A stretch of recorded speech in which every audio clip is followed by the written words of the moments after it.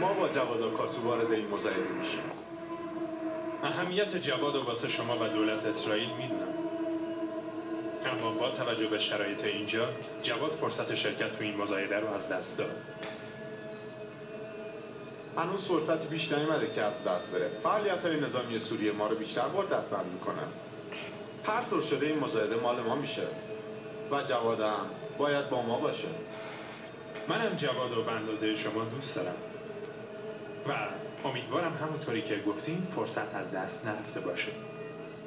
دولت ترکیه داره تلاش میکنه تکنولوژی خودشو به نتیجه برسونه و از مهندسایی که در این مورد تحقیق میکنن به طور کامل حمایت میکنه.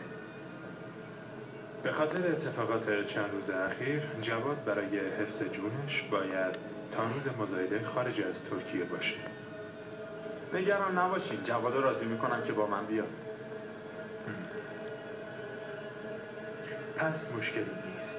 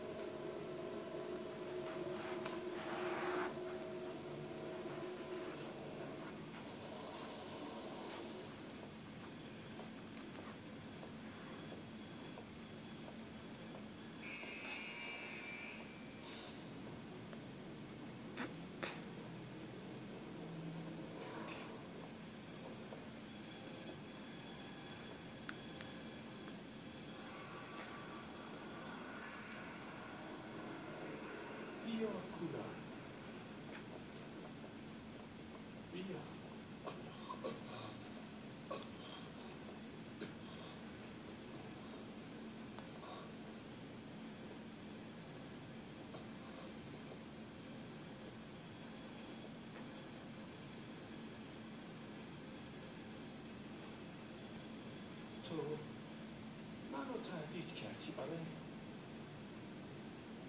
تو واسه من شرط میذاری، آره؟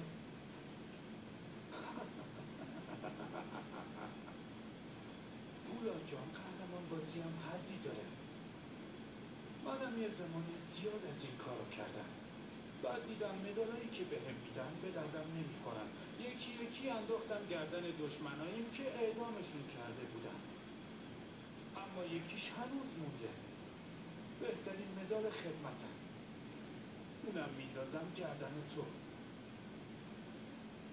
مثل دقیقا یه ذره عقل داشته باشی بالا همینجور میکاشی. با گردن چنان مدالی میندازم گردنت که هیچ وقت فراموش نکنی. البته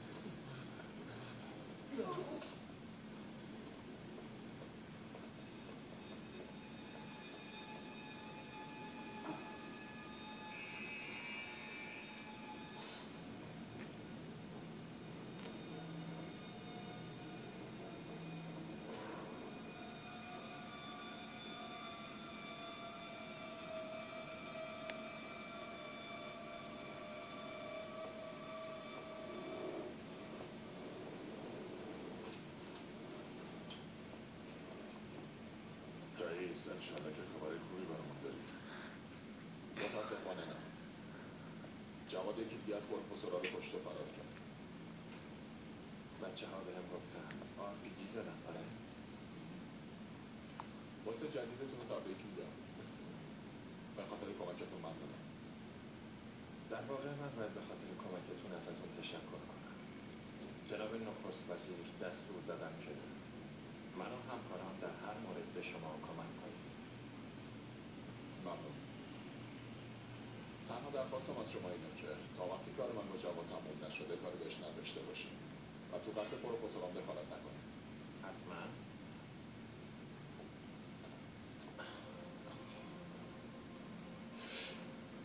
استاد نورالدین تلفنی صحبت کردم. فردا نزدیکای ظهر میرسه استانبول. دستور داده بودم ازش محافظت کنم، اما نمادی ازش محافظت میکنه.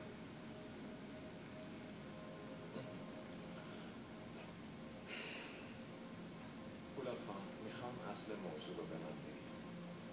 نخست وزیر رو به خاطر مزایده میخواستم ترور کنم. فقط به خاطر اون نه، اما اونم یکی از دلایلشه. برای به دست آوردن یه مملکت کافیه دو چیز رو به دست بیاری. اول رسانه ها و دوم پول. پول بیشتر از همه واسه چی خرج میشه؟ واسه اسلحه. پشت سوی دست به جان نخست وزیر یه گروه 5 نفره. 4 نفرشون مردن، اما یکیشون هنوز زنده است.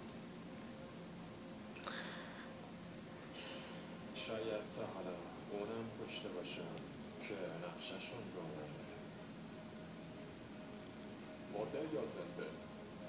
اگه میخوایم بفهمیم کیا پشتشن باید پیداش کنیم. اجازه بدین ما این کار رو حلش کنیم. پولاد خان، هر کس که تو این سوی دست داشته باشه، هر کس که هست، میکشونیمش به دادگاه. با وقتی شما به تشکیلات نظم بدین و به کاراتون برسیم، ما این کار به نتیجه میرسیم. باید عجله کنیم چون جواد فرار میکنه. حتی چرا باید بفهمیم که از راه دریا میره یا از راه هوایی و کجا میخواد بره. هر طور شما چیزی از عکس دستگیرتون شد؟ هنوز خبری نشده. آرپرم باید دور زخمی شده. چیکار کنیم؟ ببین آرپر اون کارو به کی سپرده، از طریق اون پیگیری کن. اون عکس ما رو به نفر 5 میرسونه. حالا میبینیم. برای شروع باید اول بریم سراغ اسکندر رو به فشار بیاریم. اونا اسکندر رو از تشکیلاتشون حذف کردن. هر چقدر میخوایم بهش فشار بیاریم. رئیس، این پروفسورها خیلی باهوشن. من چطوری باشون کنار بیام ها؟ نعمتی، پروفسور باید زنده بمونه. هر کاری میخوای بکن. اونو سالم میخوام. منم ترتیب جوادو میکنم. رئیس، پس چه خواهشی ازتون دارم؟ جواد رو تنهایی نکشید. قبل از این کارتشو بزنین بتونیم آبدوزشو پذیریم.